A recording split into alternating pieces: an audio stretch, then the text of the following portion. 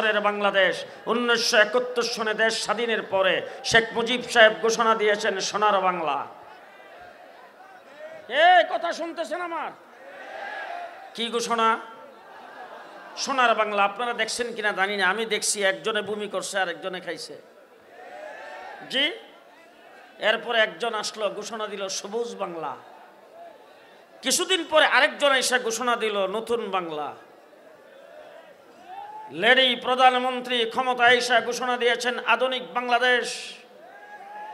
কিছুদিন পরেই বলছেন মডার্ন বাংলাদেশ, তারপরে বলছেন ডিজিটাল বাংলাদেশ। পদ্মা সেতু উদ্বোধনের সময় বলছেন স্মার্ট বাংলাদেশ।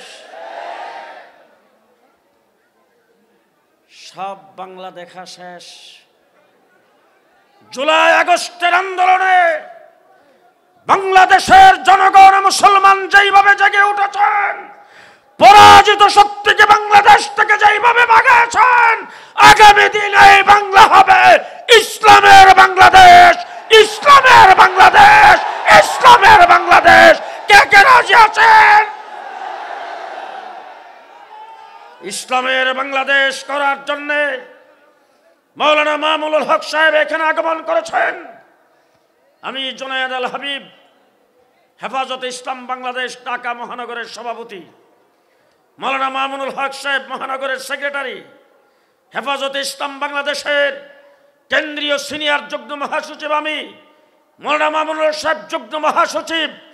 ইসলামের বাংলাদেশ করার জন্য আবার যদি আপনাদেরকে শাপলা চত্বরে যাওয়ার আহ্বান করা হয়, কে কে যাইতে প্রস্তুত? আল্লাহ তাবারক ওয়া তাআলা সৃষ্টি করেছেন সকলের আগে, দুনিয়াতে প্রেরণ করেছেন সকলের পরে। হুজুর আকরাম সাল্লাল্লাহু আলাইহি ওয়াসাল্লামকে যদি সৃষ্টি না করতেন, আল্লাহ পাক আসমান জমিন কিছুই সৃষ্টি করতেন না। হযরত আদম আলাইহিস সালাতু ওয়াস সালামকে আল্লাহ সৃষ্টি করার পরে সর্বপ্রথম আরশের নিচে রাখছেন। ওখান থেকে আদম আলাইহিস সালামকে জান্নাতের ভিতরে পৌঁছায়েছেন। আদম আলাইহিস সালাম জান্নাতে বসবাস করা অবস্থায় হঠাৎ করে আল্লাহকে একদিন প্রশ্ন করেছেন, আল্লাহ, জান্নাতের ভিতরে বসবাস করতেছি, কিন্তু এ পর্যন্ত যেই দিকে তাকাইলাম সেই দিকেই আপনার নামের সাথে একটা নাম দেখি। ওই নামটা কার আপনি লিখে রেখেছেন এটা এ পর্যন্ত জানতে পারলাম না।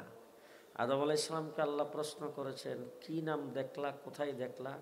বলে, আল্লাহ, আমি যখন আরশের নিচে ছিলাম, আমার ভিতরে যখন রূহ দেওয়া হলো, আমি আরশের দিকে তাকাইতেই দেখি আরশের মধ্যে বড় অক্ষরে লেখা লা ইলাহা ইল্লাল্লাহ, সাথে লেখা মুহাম্মাদুর রাসূলুল্লাহ।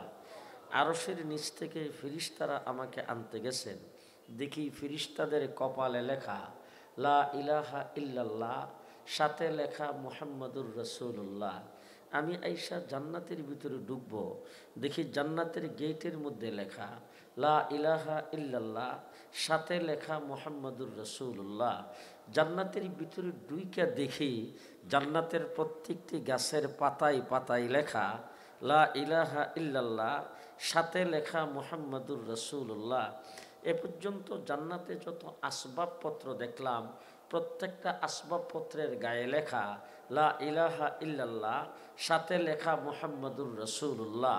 এ পর্যন্ত যত খাবার আমি খাইলাম, প্রত্যেক খাবারের লেবেলের উপর লেখা লা ইলাহা ইল্লাল্লাহ, সাথে লেখা মুহাম্মাদুর রাসূলুল্লাহ।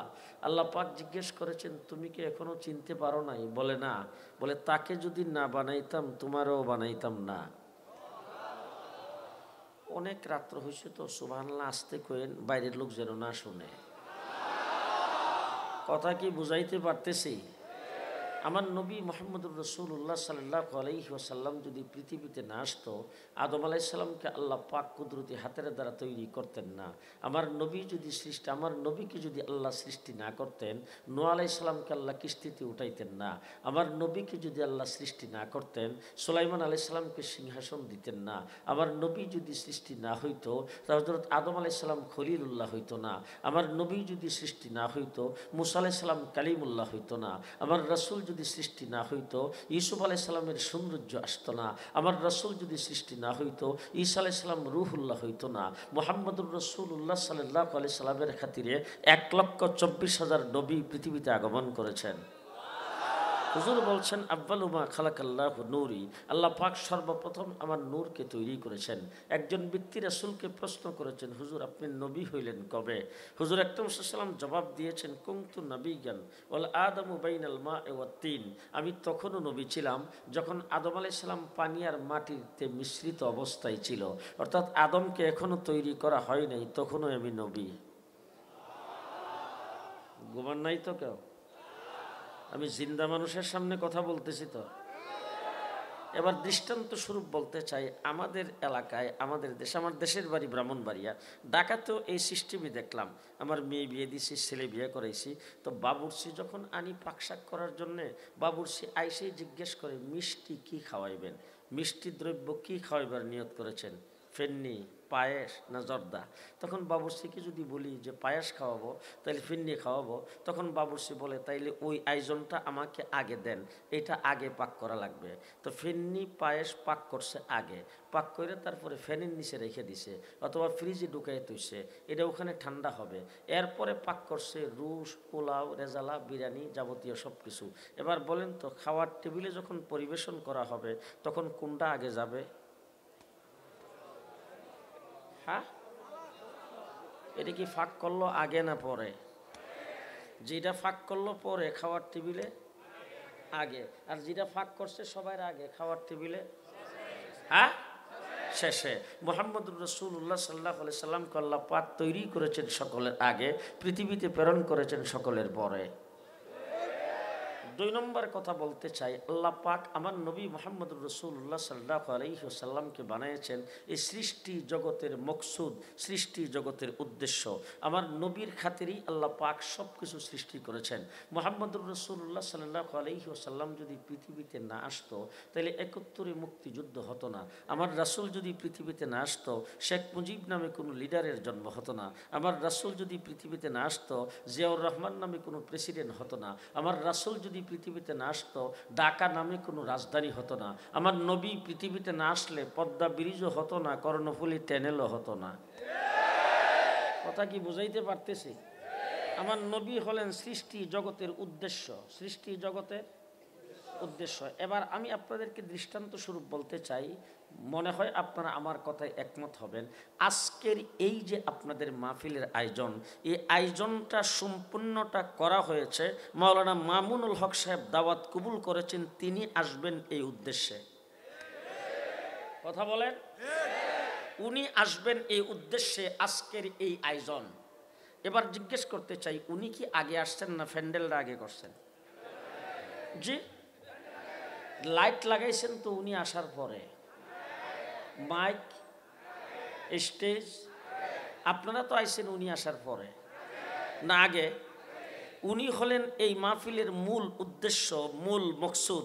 উনি আসছেন পরে, প্যান্ডেল করেছেন আগে, মামুনুল হক সাহেব আসছেন পরে, মাইক লাগাইছেন আগে, মামুনুল হক আসবে পরে, লাইট লাগাইছেন আগে। ঠিক তেমনি করে সৃষ্টির মকসুদ মুহাম্মদুর রাসূলুল্লাহ সাল্লাল্লাহু আলাইহি ওয়াসাল্লাম আমার নবী পৃথিবীতে আগমন করেছেন পরে, আসমান জমিন তৈরি করেছেন আগে। আমার নবী পৃথিবীতে আগমন করেছেন পরে, আল্লাহ পাক সাগর সমুদ্র তৈরি করেছেন আগে। আমার নবী পৃথিবীতে আগমন করেছেন পরে, চন্দ্র সূর্যের লাইট লাগাইছেন আগে। আরেকটু দৃষ্টান্ত দিয়ে বুঝাইতে চাই, ভাত খান চাউলের না দানের?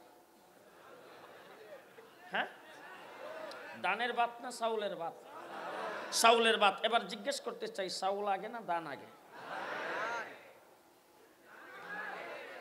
জি, চাউল হলো মকসুদ। খুব ভালো করে বুঝলেন। আমাদের দেশের সিস্টেম, এখানকার বাগুরটার সিস্টেম আমি জানি না, একই সিস্টেম হবে। সর্বপ্রথম দানটারে পানি দিয়ে ভিজায় তারপরে চাপা দিয়ে রাখলে 2-3 দিন পরে বের হয় গেরা। বুঝেন নাই বোধ হয়? গেরা বের হওয়ার পরে এটারে নিয়ে কাদা মাটির মধ্যে ফালা, এটারে বলে জ্বালা। এই জ্বালাটা যে ফালাইলো উদ্দেশ্য হইল চাউল। উদ্দেশ্য কি? চাউল জ্বালাটা কিছুটা বড় হওয়ার পরে উঠাই নিয়ে ক্ষেতের মধ্যে লাইন দিয়ে লাগাইছে, উদ্দেশ্য হলো চাউল। এরপরে সার দিছে, গোবর দিছে, পানি দিছে, হুইটার দিছে, আগাছা পরিষ্কার করছে, উদ্দেশ্য হলো চাউল। ধান গাছটা আস্তে আস্তে বড় হয়েছে, উদ্দেশ্য হলো চাউল। ধানের শীষ ধরছে, উদ্দেশ্য হলো চাউল। এরপরে ক্ষেতের মধ্যে পাকছে, উদ্দেশ্য হলো চাউল। আগে কাশি দিয়ে কাটতো, এখন মেশিন দিয়ে কাটছে, উদ্দেশ্য হলো চাউল। এরপরে বাড়িতে আইনা আগে গরু দিয়ে পাড়াইতো, এখন মেশিন দিয়ে সুরাইছে, উদ্দেশ্য হলো চাউল। তারপরে পানি দিয়ে ভিজাইয়া সিদ্ধ করছে, উদ্দেশ্য হলো চাউল। রৌদ্রে দিয়ে শুকাইছে, উদ্দেশ্য হলো চাউল। শুকাইবার পরে মেশিনে বাঙ্গায় চাউল বের করছে। চাউল আসলো আগে না পরে? আগে যা কিছু করলো কোন উদ্দেশ্যে? জি, কথা বুঝতেছেন তো? আগে যা কিছু করছে কোন উদ্দেশ্যে করেছে? চাউলের উদ্দেশ্যে। চাউল আসছে কখন? সবার পরে। এবার জিজ্ঞেস করতে চাই, চাউল হলো মূল মকসুদ। মূল মকসুদ চাউল মেশিনে বাঙ্গায় যখন বের করে ফেলছেন, এবার চাউলটা দিয়া দান বানান।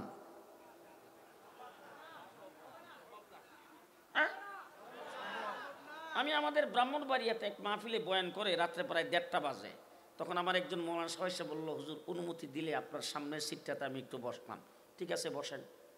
তো বসার পরে বলতেছে, হুজুর আমি যে বসছি, আমি সামনে বিশ্ব রোডের মোড়ে নেমে যাব, তবে রাস্তায় হুজুর একটা গেইটে সামান্য একটু থামতে হবে, গাড়ির থেকে নামতে হবে না। একজন ব্যক্তি নতুন একটা মেইল করছে, এই মেইলটাতে আপনাকে একটু দোয়া করাইতে চাই। গাড়ির থেকে নাই মানে গেটের থেকে, রাস্তার থেকে আপনি দোয়া করে দিবেন। তো মেইলটা আসলো, গেটের মধ্যে গাড়ি থামাইলো, আমি দরজা খুইলা 2-3 জন লোক এখানে খাড়া সালাম মোসাফা করছেন, আমি দোয়া করলাম। দোয়া করে দরজা বন্ধ করে যখন গাড়ির সামনের দিকে চালাইলাম, ওই মৌলানা সাহেবকে জিজ্ঞেস করলাম, মৌলানা সাহেব এই মেইলটা কিসের মেইল? মৌলানা সাহেব বলতেছে, হুজুর মুডা চাউলটারে একটা চিকন বানায়। কি বানায়? জি, মোটা চাউল কাইটা চিকন বানাইবার মেইল আছে, মেশিন আছে, কিন্তু চাউলটারে দান বানাইবার। জি, খুব ভালো করে বুঝবেন, চাউল হলো মূল মকসুদ। মকসুদ চাউল হয়ে যাওয়ার পরে চাউল দিয়ে যেমন ফিরা দান করা যায় না, আমার নবী হলো সৃষ্টি জগতের মকসুদ। আমার নবী পৃথিবীতে আগমনের পরে নতুন কোন নবী হওয়া যায় না। কথা কি বুঝাইতে পারলাম? কথা কি বুঝাইতে পারলাম? এবার জিজ্ঞেস করতে চাই 2 নম্বর, চাউল যখন বানিয়ে ফেলছি, চাউল দিয়ে কি ভাত পাক করা সম্ভব? খিচুড়ি, পোলাও, বিরিয়ানি, পায়েস, ফিন্নি, গড়িকোটা, পিঠা বানানো, হ্যাঁ, ছাতু করা সম্ভব? খুব ভালো করে বুঝছেন, চাউল হলো মূল মকসুদ। মকসুদ চাউল হয়ে যাওয়ার পরে চাউল দিয়ে ফিরা দান করা সম্ভব নয়, কিন্তু চাউল দিয়া ভাত পাক করা সম্ভব। ঠিক তেমনি করে আমার নবী মুহাম্মদুর রাসূলুল্লাহ সাল্লাল্লাহু আলাইহি ওয়াসাল্লাম সৃষ্টি জগতের মকসুদ। আমার নবী পৃথিবীতে আগমনের পরে নতুন কোনো নবী হওয়া সম্ভব নয়, চাউল দিয়া জীবন ভাত পাক করা সম্ভব। তেমনি করে আমার নবীর নবুয়তির মাধ্যমে এই পৃথিবীতে আল্লাহর ওলি হওয়া সম্ভব, মুফাসসির হওয়া সম্ভব, মুহাদ্দিস হওয়া সম্ভব। কথা কি বুঝাইতে পারতেছে? চাউল দিয়ে যেমন খিচুড়ি পাক করা সম্ভব, আমার নবীর নবুয়তি ইলম থেকে খালেদ সাইফুল্লাহ আইয়ুবী হওয়া সম্ভব। চাউল দিয়ে যেমন পোলাও পাক করা সম্ভব, আমার নবীর নবুয়তি ইলম থেকে হামেদ জহিরি হওয়া সম্ভব। চাউল দিয়ে যেমন পিঠা বানানো সম্ভব, আমার নবীর নবুয়তি ইলম থেকে আল্লামা আহমদ শফিয়ার জুনায়েদ বাবুনগরী হওয়া সম্ভব। নবী হওয়া সম্ভব নয়। নবী হওয়া, আস্তে ক, নবী হওয়া সম্ভব নয়। এবার আমার রাসূল সাল্লাল্লাহু আলাইহি ওয়াসাল্লাম বলছেন, আমার পরে যদি নবী হইতো, খুব ভালো করে বুঝছেন, রাসূল বলছেন আমার পরে যদি নবী হইতো তাইলে হযরত উমর হইতো। কে হইতো? তাহলে রাসূল উমরের কথাটা এখানে কেন বললেন? উমরের কথা এই জন্য বলেছেন, উমর রাসূল সাল্লাল্লাহু আলাইহি ওয়াসাল্লামকে জমিনের মধ্যে বসে পরামর্শ দিয়েছেন, আল্লাহ পাক সেই পরামর্শে কোরআনের আয়াত নাজিল করেছেন। উমর যেই বিষয়ে পরামর্শ দিয়েছেন সেই বিষয়ে আল্লাহ পাক আয়াত নাজিল করেছেন। শুধু তাই না, আম্মাজান আয়েশা সিদ্দিকা রাদিয়াল্লাহু তাআলা আনহা সম্পর্কে মুনাফিকেরা যখন তুহমত উঠাইল, যখন বদনাম উঠাইল, তার চরিত্রের মধ্যে যখন আঘাত করেছেন, তখন মুহাম্মদুর রাসূলুল্লাহ সাল্লাল্লাহু আলাইহি ওয়াসাল্লাম সাহাবায়ে কেরামের মিটিং আহ্বান করেছেন। সেই মিটিংয়ের মধ্যে হুজুর একজন লম্বা চড়া ঘটনা একজন একজন করে জিজ্ঞাসাবাদ করতেছেন। হযরত উমরকে যখন জিজ্ঞেস করেছেন, উমর এই বিষয়ে তোমার মতামত কি? হযরত উমর ইবনুল খাত্তাব বলেছে, হুজুর বিয়েটা আয়েশা সিদ্দিকা রাদিয়াল্লাহু তাআলা আনহাকে আপনি নিজে বিয়ে করেছেন না বিয়ার উকালতি অন্য কেউ করছে? জি, তার অর্থ হলো আল্লাহ রাব্বুল আলামিন হলেন উকিল। কথা কয় না, আল্লাহর পক্ষ থেকে হয়েছে। যখন এই কথা বলছেন হযরত উমর ইবনুল খাত্তাব বলে, হুজুর তাইলে আল্লাহর পক্ষ থেকে ফয়সালার জন্য অপেক্ষা করেন। হাযা বুহতানুন আযীম। কি বলছেন? হাযা বুহতানুন আযীম। হুজুর আকরাম সাল্লাল্লাহু আলাইহি সাল্লাম হযরতে ওমর ইবনুল খাত্তাবকে বলছেন, উমর আমার শরীরের আমার অন্তরের সমস্ত গিলানি তুমি দূর করে দিয়েছো। এই কথা বলে মিটিং বরখাস্ত করে হুজুর আকরাম সাল্লাল্লাহু আলাইহি সাল্লাম আবু বকর সিদ্দিকের ঘরে গেছেন। আম্মাজান আয়েশা সিদ্দিকা সেখানে ঘরের কোণার মধ্যে নামাজের মুসল্লা নিয়া আম্মাজান আয়েশা সিদ্দিকা সুপ্রিম কোর্টের সাথে লাইন লাগাইছে। কার সাথে? হাইকোর্ট যখন নারাজ হয়ে গেছে এখন লাইন লাগাইছে কার সাথে? সুপ্রিম কোর্টের সাথে লাইন লাগায়া নামাজের মুসল্লায় বসা আছেন, রাসূল যায় সেখানে বসছে। হুজুর আকরাম সাল্লাল্লাহু আলাইহি সাল্লাম সেখানে যখন বসেছেন, আম্মাজান আয়েশা সিদ্দিকা দেখতেছে রাসূল রুমাল দিয়ে মুখটা ঢাকতেছে। আম্মাজান আয়েশা সিদ্দিকা মনে মনে ভাবতেছে, কানেকশন শুরু, কানেকশন শুরু। আল্লাহ তাবারক ওয়া তাআলা হযরত জিবরাইল আমিনকে ডাক দিয়েছে, জিবরাইল যাও। জিবরাইল আমিন জিজ্ঞেস করেছেন, আল্লাহ কোরআন শরীফের কোনো আয়াত দেন যেটা নিয়ে যাব, শরীয়তের কোনো হুকুম দেন যেটা নিয়ে যাব। আল্লাহ রাব্বুল আলামিন ডাক দিয়ে বলেন, জিবরাইল আজকে কোনো আয়াত দিলাম না, হযরত উমর যে শব্দগুলি বলেছেন এই শব্দটাই কোরআন বানায়া নাজিল করে দাও। শুধু তার প্রথমে সুবহানাক, আলেম ওলামায়ে কেরাম আছে নাকি? হাফেজে কোরআন নাই? হ্যাঁ, ভুল হইলে বলেন। তার প্রথমে শুধু সুবহানাক শব্দটাকে এড করে, সুবহানাকা হাযা বুহতানুন আযীম। উমর যে শব্দ বলেছেন এই শব্দ আল্লাহ কোরআন বানায়া নাজিল করে দিয়েছেন। যেই উমর যেই শব্দ বলে সেই শব্দ আল্লাহ কোরআন বানায়া নাজিল করে। রাসূল বলেছেন, আমার পরে যদি নবী হইতো তাইলে উমর ইবনুল খাত্তাব হইতো। হযরত উমর ইবনুল খাত্তাব কোন দরজা পর্যন্ত পৌঁছেন? মুহাম্মদুর রাসূলুল্লাহ সাল্লাল্লাহু আলাইহি ওয়াসাল্লাম দুনিয়া থেকে চলে গেছে। হযরত উমর ইবনুল খাত্তাব আমিরুল মুমিনিন খলিফাতুল মুসলিমিন। আপনারা বিরক্ত হয়ে যাচ্ছেন বোধহয়। হযরত উমর ইবনুল খাত্তাব আমিরুল মুমিনিন খলিফাতুল মুসলিমিন। এমন সময় একদিন রাত্রের বেলা হযরত আলী রাদিয়াল্লাহু তাআলা আনহু ঘরের মধ্যে ঘুমিয়ে আছেন। ঘুমের মধ্যে স্বপ্ন দেখেন হুজুর আকরাম মসজিদে নববীতে ফজরের নামাজের আজান হয়েছে। হযরত আলী তারপরে মসজিদে নববীতে গেছেন নামাজ আদায় করার জন্য। কেমনে দেখছে? কেমনে? স্বপ্নে। মনে রাখেন ভালো করে, তাহলে বোঝা গেল যে আমার দিকে তাওয়াজ্জুহ আছে। স্বপ্নে দেখতেছে মসজিদে নববীতে ফজরের আজান হয়েছে। হযরত আলী বলেন, আমি মসজিদে নববীতে স্বপ্নে দেখতেছি মসজিদে নববীতে নামাজ পড়তে গেলাম, যাইয়া দেখি আল্লাহর নবী ইমামতি করে, মুসল্লিরা তার পেছনে লাইন ধরে নামাজের জামাতে দাঁড়াইছে। হযরত আলী বলেন, আমি যাইয়া নামাজের লাইন ধরে দাঁড়িয়ে গেছে সবাই, আমি যাই কাতারের এক সাইডে নামাজে শরিক হয়ে গেলাম। নামাজ পড়ার শেষ রাসূল সালাম যখন ফিরাইছে তখন দেখি দরজা দিয়ে একজন লোক প্রবেশ করেছেন, হাতের মধ্যে একটা ব্যাগটা রাসূলের দিকে হাত বেড়ায় দিয়ে বলতেছেন, হুজুর আমার নতুন গাছের খেজুর মুসল্লিদের মধ্যে বিতরণ করে দেন। হযরত আলী বলেন, আমি স্বপ্নযোগে দেখতেছি রাসূল সাল্লাল্লাহু আলাইহি সাল্লাম ব্যাগটা হাতে নিয়ে সামনে একজনকে জিজ্ঞেস করেছেন, মিয়া তোমার নাম কি? বল, আমার নাম এমুক। নেও তুমি 3টা। তোমার নাম কি? আমার নাম এমুক। নেও তুমি 5টা। তোমার নাম কি? আমার নাম এমুক। নেও তুমি 4টা। তোমার নাম কি? আমার নাম এমুক। নেও তুমি 7টা। এইভাবে হুজুর খিজুরি দিতে দিতে সর্বশেষ যেহেতু আমি কাতারের সাইডে দাঁড়াইছি, নামাজ পড়ছি সেখানে, এই জন্য আমি সাইডে বসা। আমাকে জিজ্ঞেস করেছেন, এই মিয়া তোমার নাম কি? এবার জিজ্ঞেস করতে চাই, আলীকে রাসূল চিনে না বোধ হয়? জি। হযরত আলী বলেন, রাসূল যখন জিজ্ঞেস করেছে তোমার নাম কি, তখন তো হুজুরকে তো কিছু বলা যায় না। মনে মনে ভাবতেছি রাসূল কি আমাকেও চিনতে ভুলে গেল নাকি। আমি বললাম, আমি তো আলী। যেই বলছি আমি আলী, ব্যাগের থেকে খিজুরি বের করে আমার হাতে দিয়েছেন একটা। কয়টা? হযরত আলী বলেন রাসূল যখন একটা খিচুড়ি দিছে তখন হুজুরকে তো আর কিছু বলতে পারি না। তখন মনে মনে ভাবতেছি হুজুর তো জানে আমার ঘরে বিবি বাচ্চা আছে, হুজুর তো জানে আমার ঘরে পরিবার আছে, এখন আমার সামনে অন্যান্য জনকে একাধিক খিচুড়ি দিলেন আর আমাকে কেন একটা খিচুড়ি দিলেন? আমি খিচুড়িটা মুখের মধ্যে দিয়ে চাবাইতেছি, এমন সময় মসজিদে নববীতে আজান হয়েছে। আজানের আওয়াজ শুনে আমার ঘুম ভাঙছে। ঘুম ভাঙার পরে দেখি রাসূল যে খিচুড়ি আমাকে দিয়েছিলেন, আমি যে মুখে দিয়ে চাবাইতেছিলাম সেই খিচুড়ির স্বাদ এখনো আমার মুখে আছে।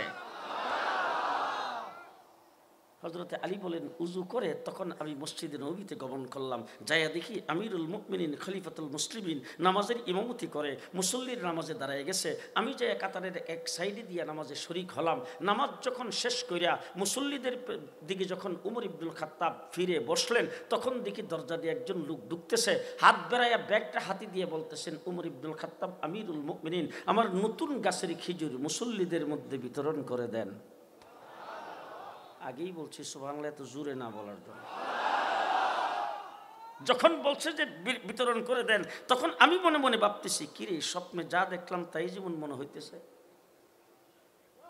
রাসূলুল্লাহ হযরত উমর ইবনুল খাত্তাব ব্যাগটা হাতে নিয়ে সাথে সাথে জিজ্ঞেস করেছেন, মিয়া তোমার নাম কি? এবার জিজ্ঞেস করতে চাই রাসূল কি জিজ্ঞেসছিল? হ্যাঁ, হ্যাঁ মিয়া তোমার নাম কি? আমার নাম ইমুক, নেও তুমি 3টা। তোমার নাম কি? আমার নাম ইমুক, নেও তুমি 5টা। তোমার নাম কি? আমার নাম ইমুক, নেও তুমি 4টা। তোমার নাম কি? আমার নাম ইমুক, নেও তুমি 7টা। এমনভাবে একজন একজন করে জিজ্ঞেস করতেছেন আর এক একজনকে এইভাবে দিতেছেন। দিতে দিতে সর্বশেষ আমাকে আইসা জিজ্ঞেস করলেন, মিয়া তোমার নাম কি? হযরত আলী বলেন রাসূল যখন জিজ্ঞেস করেছে তখন তো হুজুর কি কিছু বলতে পারি নাই। হযরত উমর যখন জিজ্ঞেস করেছে বললাম যে কি ব্যাপার, আমিরুল মুমিনিন খলিফাতুল মুসলিমিন হইয়া বড় লোক হয়ে গেছো নাকি যে আমারও চিনো না? আমি তো আলী, যাই বলছি আমি আলী। ব্যাগের ভিতর থেকে খিজুর বের করে আমার হাতে দিয়েছেন একটা। রাসূল দিছিল কয়টা?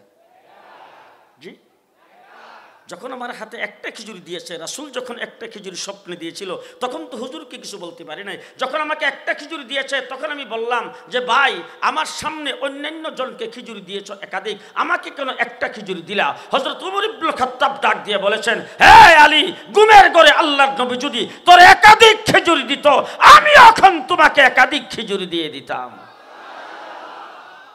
সেই রাসূল সম্পর্কে, সেই উমর ইবনুল খাত্তাব সম্পর্কে রাসূল বলছে, আমার পরে যদি নবী হইতো। জি, তাহলে এই উমর ইবনুল খাত্তাব এই উম্মতের জন্য নবী হইতে পারল না। সেরাক বিবির ফুলা 100 কানা। জি, রাস্তা দিয়ে যে বর্তমানে গাড়ি চলে, যেই গাড়ির 2টা লাইট, একটা লাইট যদি কোনো কারণে ফিউজ থাকে সেই গাড়ি রোডে চলার আইন। সিলেট থেকে ওয়াশ করে আসতেছি, রাত্র বাজে 2টা, তখন ভৈরব ব্রিজের উপরে আসার পরে হঠাৎ করে ঠাস করে একটা আওয়াজ হয়েছে। আওয়াজ হওয়ার পরে আমার ড্রাইভার বলতেছে, হুজুর লাইট একটা গেছে। তো আমি বললাম যে এখন কী করবা? বলো হুজুর এইভাবেই যাইতে হবে। আমি বললাম চালাইতে কি অসুবিধা? বলো হুজুর একটু কষ্ট করে যাইতে হবে। ঠিক আছে চলো। ব্রিজটা পার হয়ে খালি আসছি এমন সময় পুলিশে গাড়ি আটকাইছে। আটকায় ড্রাইভার ইশারা দিয়েছিল আমার জন্য। ড্রাইভার যখন নামছে, নেমে যাওয়ার পরে আপনার একটা লাইট ফিউজ। ড্রাইভার তখন আমার দিকে নিয়ে আসছে পুলিশকে। আমি গাড়ির গ্লাস খুলে পুলিশকে বললাম যে ঠাস করে আওয়াজ করে ব্রিজের মধ্যখানে এসা লাইটটা ফিউজ হয়ে গেছে, এখন এত রাত্রে আমি লাইট কোথায় পাবো? আমাকে তো এইভাবেই ঢাকা যাইতে হবে। পুলিশ আমার দিকে তাকায়, 2টা গাড়িওয়ালা দুই লাইটওয়ালা গাড়ির একটা লাইট যদি ফিউজ থাকে এই গাড়ির রোডে চলার আইন নাই। মানুষের বানানো আইনে যদি পৃথিবীর সড়কে 1 লাইটওয়ালা 2 লাইটওয়ালা গাড়ির একটা ফিউজ থাকলে চলার আইন না থাকে, আল্লাহর সৃষ্টি জগতে 1 চোখওয়ালা নবীও চলার আইন নাই। মির্জা গোলাম কাদিয়ানী 1 চোখ কানা। মনে থাকবে তো? মনে থাকবে তো? সেরাক বিবির ফুলা, মার ডাক নাম সেরাক বিবি, আসল নাম গেসুটি বেগম, বাবার নাম গোলাম মুর্তজা। সেরাক বিবির ফুলা 100 কানা, বহুমূত্র বিমার ছিল, তহসিলদারির চাকরি করত, মুক্তারি পরীক্ষা দিয়া ফেল, সর্বশেষ কলেরা রোগে পায়খানার টাট্টিত ফইরা মরছে। যদি তাদের কাউকে কোনোদিন পান তাইলে জিজ্ঞেস করবেন তোরা নবীরে দাফন করছত কই? কথা বুঝাইতে পারলাম না বোধহয়। কারণ নবীর জন্য আইন হইল নবী যেখানে মারা যায় সেখানেই তাকে দাফন করা হবে। যদি বলে যে যেখানে তিনি মারা গেছে সেখানেই নবীর আইন মোতাবেক দাফন করছি, তাহলে একটা চটকারি দিয়ে জিজ্ঞেস করবেন, কিরে নবী কি পায়খানাত পয়রা মারা যায়? কথা কি বুঝে আসছে? এবার আপনাদের সামনে শেষ কথা বলতে চাই, আমার নবী সর্বশেষ নবী, কিয়ামত পর্যন্ত কোনো নবী নাই। এই কথার পরে যদি কোনো ব্যক্তি নবী বলে দাবি করে, ডাইনে বামে একটু তাকায় দেখবেন, কেউ যদি কথা না কয় মনে করবেন হে দলের লোক। আমার নবীর পরে কোনো ব্যক্তি যদি নবী দাবি করে আর তাকে যদি কেউ সমর্থন করে, তার উপর যদি কেউ ঈমান আনে, তার পক্ষে যদি টকশোতে কোনো ব্যক্তি দালালি করে, তার পক্ষে যদি সংসদে দাঁড়ায় কেউ কথা বলে, তাদেরকে যদি কাফের মনে না করে, তারাও কাফের, তারাও কাফের, তারাও কাফের। ঠিক কিনা বলেন?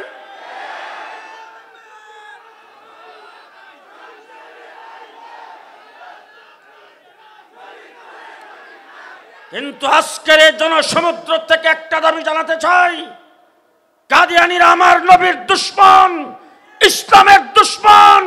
বাংলাদেশে কাদিয়ানীদেরকে মুসলিম ঘোষণা করতে হবে। কে কে রাজি আছেন হাত তুলে দেখান।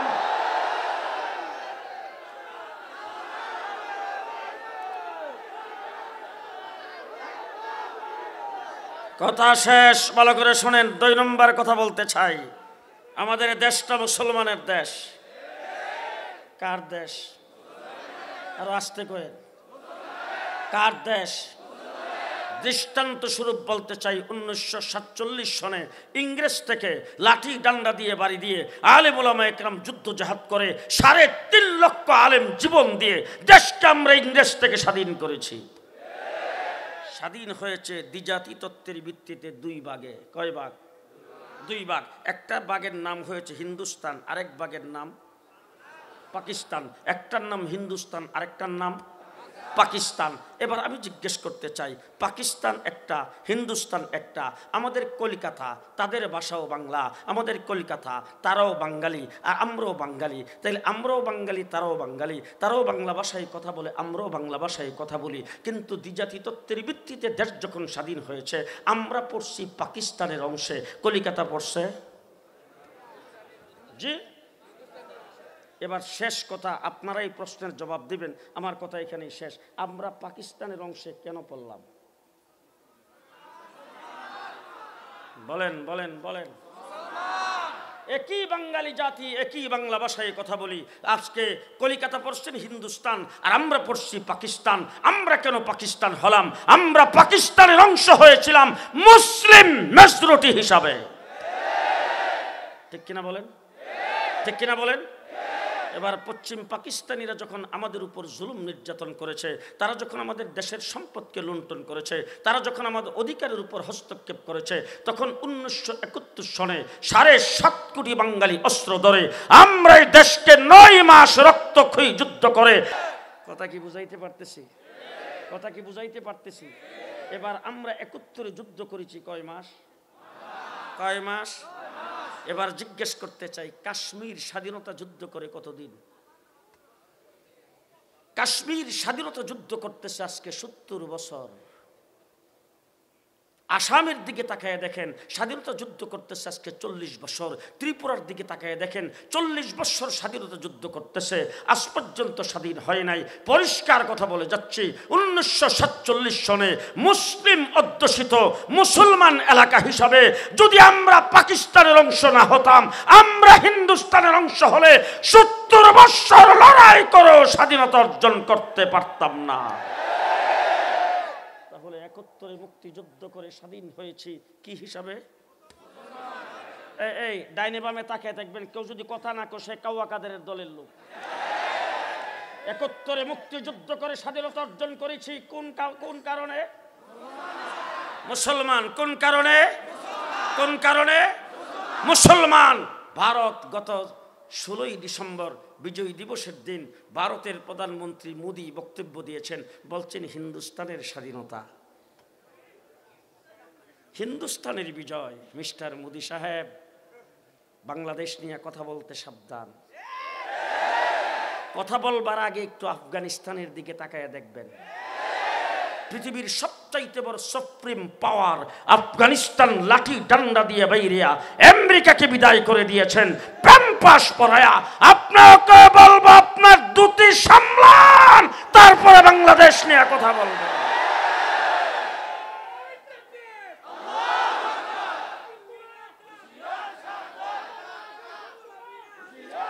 আমরা রক্ত দিয়ে দেশকে স্বাধীন করেছি, দেশের স্বাধীনতা আমাদের। আপনারা আমাদেরকে সহযোগিতা করেছেন বলে 54 বছর পর্যন্ত আপনাদেরকে ধন্যবাদ জানাচ্ছি।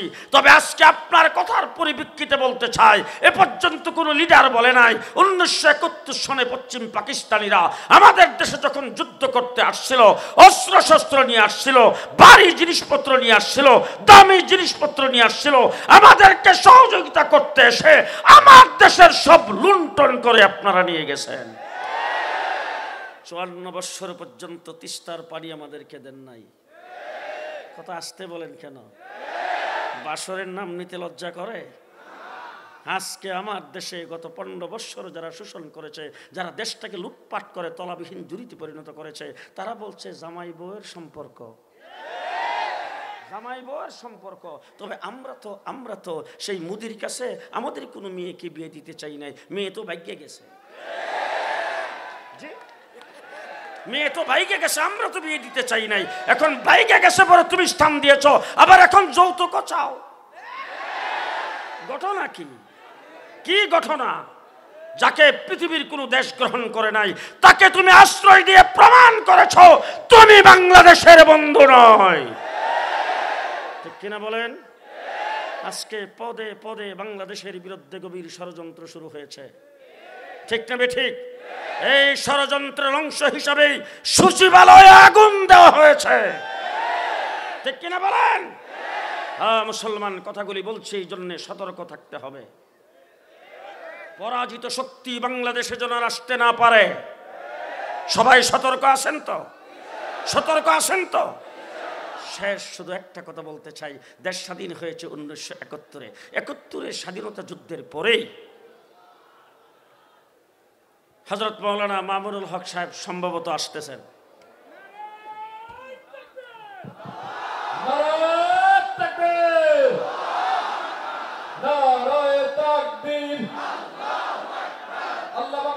হযরত মাওলানা মামুনুল হক সাহেব উপস্থিত হয়েছেন, আপনারা দেখছেন তো? সবাই বলি আলহামদুলিল্লাহ, জোরে বলি আলহামদুলিল্লাহ। বসেন। আমার শেষ কথা, 54 বৎসরের বাংলাদেশ 1971 সনে দেশ স্বাধীনের পরে শেখ মুজিব সাহেব ঘোষণা দিয়েছেন সোনার বাংলা। এই কথা শুনতেছেন আমার? কি ঘোষণা? সোনার বাংলা। আপনারা দেখছেন কিনা জানি না, আমি দেখছি একজনে বমি করছে আর একজনে খাইছে। জি। এরপরে একজন আসলো, ঘোষণা দিল সবুজ বাংলা। কিছুদিন পরে আরেকজন এসে ঘোষণা দিল নতুন বাংলা। লেডি প্রধানমন্ত্রী ক্ষমতায় এসে ঘোষণা দিয়েছেন আধুনিক বাংলাদেশ। কিছুদিন পরেই বলছেন মডার্ন বাংলাদেশ, তারপরে বলছেন ডিজিটাল বাংলাদেশ। পদ্মা সেতু উদ্বোধনের সময় বলছেন স্মার্ট বাংলাদেশ। সব বাংলা দেখা শেষ। জুলাই আগস্টের আন্দোলনে বাংলাদেশের জনগণ মুসলমান যেইভাবে জেগে উঠেছেন, পরাজিত শক্তিকে বাংলাদেশ থেকে যেইভাবে ভাগাচ্ছেন, আগামী দিনে এই বাংলা হবে ইসলামের বাংলাদেশ, ইসলামের বাংলাদেশ, ইসলামের বাংলাদেশ। কে কে রাজি আছেন? ইসলামের বাংলাদেশ করার জন্য মাওলানা মামুনুল হক সাহেব এখানে আগমন করেছেন। আমি জুনায়েদ আল হাবিব, হেফাজতে ইসলাম বাংলাদেশ ঢাকা মহানগরের সভাপতি, মাওলানা মামুনুল হক সাহেব মহানগরের সেক্রেটারি, হেফাজতে ইসলাম বাংলাদেশের কেন্দ্রীয় সিনিয়র যুগ্ম মহাসচিব আমি, মাওলানা মামুনুল সাহেব যুগ্ম মহাসচিব। ইসলামের বাংলাদেশ করার জন্য আবার যদি আপনাদেরকে শাপলা চত্বরে যাওয়ার আহ্বান করা হয়, কে কে যাইতে প্রস্তুত? নাসরুম মিনাল্লাহ, ফাতহুন করিব, আবাশশিরিল মুমিনিন। আসসালামু আলাইকুম ওয়া রাহমাতুল্লাহি ওয়া বারাকাতুহু।